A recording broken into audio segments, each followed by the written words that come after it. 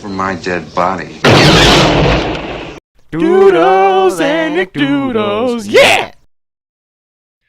Okay, so, Dave and I were sitting at lunch one day, and a thought occurred to me. If I ever become a supervillain, I'm skipping all the world domination stuff. Because, as proven by every TV show, every comic book, every movie, every novel, every creepy fan fiction, that stuff never works. It's always way too expensive.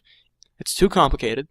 I don't know, some good-looking guy who's way more superior than you always comes in at the last second, always screws you over, always embarrasses you in front of everyone. They always get the girl and then screw the girl, or maybe they screw the girl first and then get her.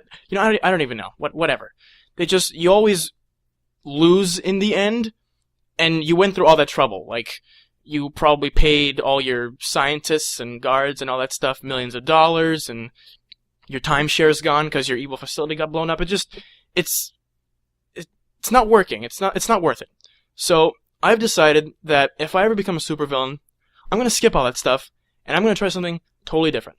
If I ever become a supervillain, I am going to melt every single last ice rink in North America. Why? I'll tell you later. That's not important right now. It's also not important how I'm gonna do it. Just don't think about the details. Just think about it. I'll probably just hire some scientists, or a bunch of scientists from a bunch of weird places. They were probably abused as children, I don't know, and they're really smart. And I'll probably just use money that I've been saving up from some, I don't know, offshore account from some nondescript country. I'll just pay them off. They'll make some kind of weird pill or some machine. They'll disperse them all over the ice rinks, and then boom, I'm gonna be sitting in my chair, looking at my wall of TV screens of all the ice rinks. I'll be laughing. I'll be living it up. It'll be all good. I'll just wave my finger around in the air, stab down, boom, all the ice rinks are gone. Done. No problem. Another thing that I've been wondering about is what I'd wear. Because that's really important. If you're gonna strike fear into the hearts of your enemies, it's not about, like, what you do, it's about how you look. Style over substance is what Hollywood has taught everyone. So I'm thinking maybe I'll wear a suit. Maybe, have the martini in the hand, the bow tie, look really spiffy. That could work. I might rock the Dracula outfit, the poofy thing in the back and the cape. I wouldn't rock the teeth though, cause I couldn't work my way around little Miss Love Interest over there, yeah, bow chicka bow. You're not getting any of this. Rejected. But whatever. I could just wear a top hat and a cape and a curly mustache. It'd be funny. Some people get a good laugh out of it, but then, they'd be dead, and then I'd kill them.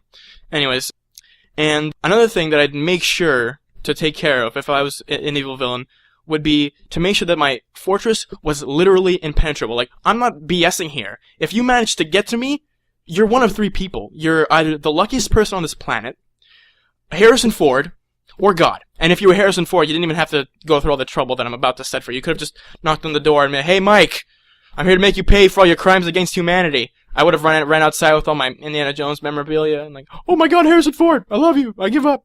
Anyways, like, what makes my fortress so impenetrable is my defenses. You walk up to the gate, you somehow get in, and the first thing you have to face is, get ready for it, 6 dragons. Not 1, not 2, not 3, 6. 6 fire-breathing, terrifying dragons. You get past that, that's pretty damn impressive. Next, you walk into the front lobby where my receptionist is. She says, "Hi, how's it going?" She presses a button. Guess who pops out? 12 Mechagodzillas. 12 of them. Not one. Yeah, you can count to 12.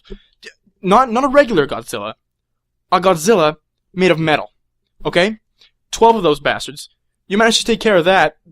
I'm starting to get kind of scared. If you manage to make it past my second defense, I'm already gone. I'm on a spaceship on a one-way ticket to Mars on my second moon base. If you can manage to get that far, then you walk into a dark room. There's nothing there. It seems pretty normal. The floor opens up underneath you. You fall in, and guess who's there waiting for you? Not squids, not sharks, not sharktopusses, not sharktosquids, shark to jellyfish. No, none of that stuff. The Kraken. We got the Kraken. I called on the dark forces to do me a favor. They sent me the Kraken by FedEx. How about acid? Acid's no fun, Dave. Acid's no fun because that's no fun. You gotta see them get ripped apart by the dragons and the mechagodzillas. It's good. I don't know. Acid's pretty acidic. Acid's acidic, but dragons breathe fire. Okay, there's a keen balance. There's acid on one side of the boring scale, and then you got the 0 on the boring scale, which is dragons. They're getting ripped apart. The fact of the matter is, my defenses would literally make anyone, like John McClane, would shit his pants if he saw this stuff. Yeah, and another thing that I would make sure to take care of if I was a supervillain was to make sure that there was no high ledges I'd be around. Because movies like Die Hard, Toy Story, what else?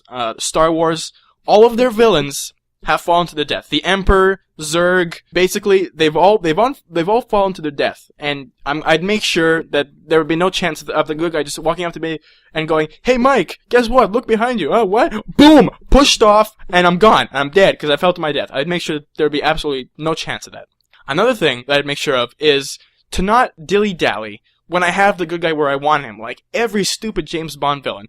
This is how it usually works. The villain walks up to Bond and like, "Hey Bond, guess what? I have you where I want you." Blah blah blah blah blah blah blah blah blah blah. And then James or whoever they go, "Hey bad guy, what? Bang!" and he's dead. This is how it would work if I was doing it. "Hey good guy, knock knock," and they go, "Oh, who's there?" "You're dead, you bastard. You're dead." Boom. It's over. No long drawn out conversation. No explanation of how much better I am than them. Just boom. Dead in the face. I'd also have to explain to someone why. I was melting all the ice rings. Then I'd reveal my tragic backstory of how when I was a little child and the only things that mattered to me were Lego and Star Wars, I'd be constantly harassed and bullied to no end by these stupid